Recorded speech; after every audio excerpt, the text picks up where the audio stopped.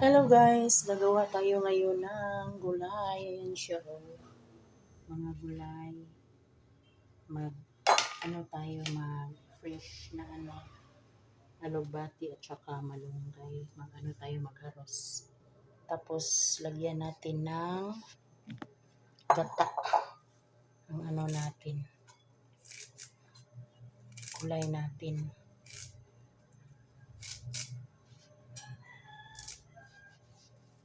Lagyan natin ng gata ang ating gulay para masarap. At saka bagoong ang natin dito. Hindi isagol yung bagoong, ang bagoong lagyan natin ng limonsito at saka sili para lalong sumarap.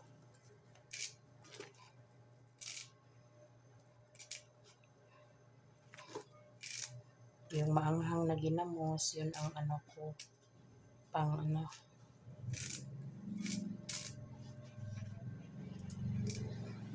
may konti talaga akong tinanim na malunggay at saka alugbati.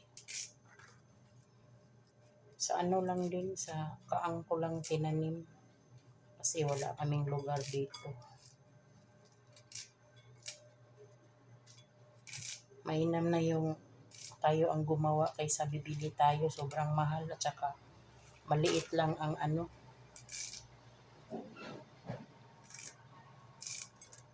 15 pesos or 25 pesos na gulay is maliit lang, kaya buti na tayo magagawa para marami, abot pa ng lunch.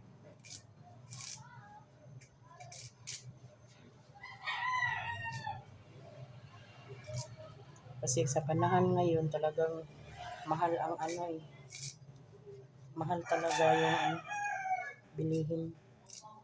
Gasolina, bigas.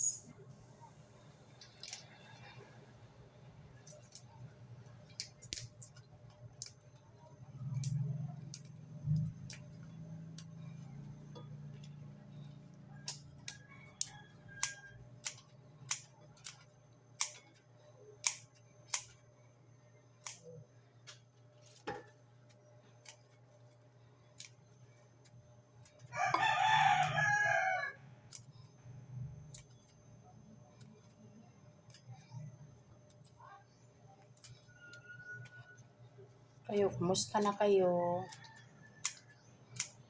Sana okay lang kayo.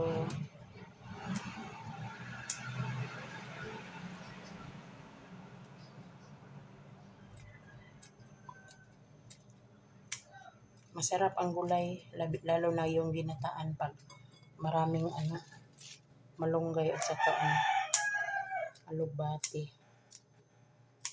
Ito lang ang ko. Wala nang gabi-gabi kasi mahal ngayon ang gulay. Kung anong meron ka, yun lang ang lulutuin mo. Sarap na yun.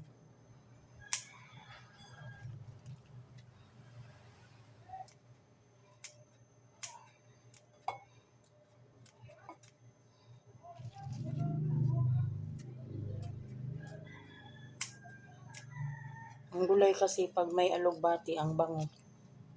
Mabango siya.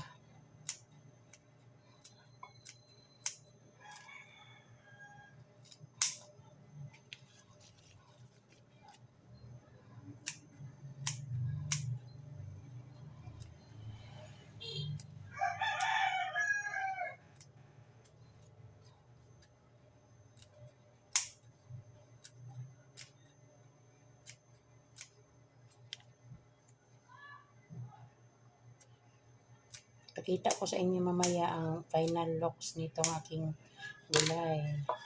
At saka hugasan natin yan. So, thank you for watching and God bless. God bless. Ingat kayo lagi.